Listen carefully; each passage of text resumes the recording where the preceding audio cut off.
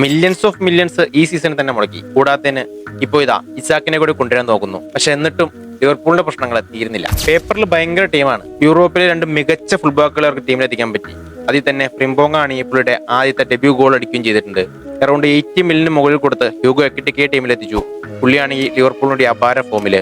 9 digit കൊടുത്തിട്ട് Florian വിറ്റ്സിനെ കൊടുന്നു. കഴിഞ്ഞ കളി എക്കിറ്റിക്കയ്ക്ക് ഒരു അസിസ്റ്റ് കൊടുത്തിരുന്നു. സോ വിത്തൗട്ട് എനി ഡൗട്ട് നമുക്ക് പറയാൻ പറ്റും ലിവർപൂൾ ഒരു വണ്ടർഫുൾ സൈനിങ് തന്നെയാണ് നടത്തിയിരിക്കുന്നത്. പക്ഷേ അവർക്ക് ഇപ്പോഴും ഡെപ്ത് ഇല്ലാത്തൊരു പൊസിഷൻ ഉണ്ട്, സെന്റർ ഡിഫൻസ്. കഴിഞ്ഞ ക്രിസ്റ്റൽ പാലസിനെതിരെയുള്ള കളി കഴിഞ്ഞപ്പോൾ അവരുടെ ക്യാപ്റ്റനായിട്ടുള്ള വാണ്ടിജിക്ക് തന്നെ ഇത് പുറത്തുനിന്ന് പറഞ്ഞിട്ടുണ്ടായി. സോ സെന്റർ ബാക്കുകളുടെ അഭാവം ലിവർപൂളിന് ഒരു പ്രശ്നം തന്നെയാണ്. ഇപ്പൊ നിലവില് ഗോമസ് മാത്രമാണ് ഒരു ബാക്കപ്പ്. നമുക്കറിയാം പുള്ളിയാണെങ്കിൽ ഒരു ഇഞ്ചുറി പ്രൂൺ പ്ലെയറുമാണ്. എങ്ങാനും വാണ്ടിജിക്കിനോ അല്ലെങ്കിൽ കൊണാട്ടയ്ക്കോ ഒരു ഇഞ്ചുറി പറ്റിക്കഴിഞ്ഞാൽ ലിവർപൂളിന്റെ കാര്യം ഉദാഹവ.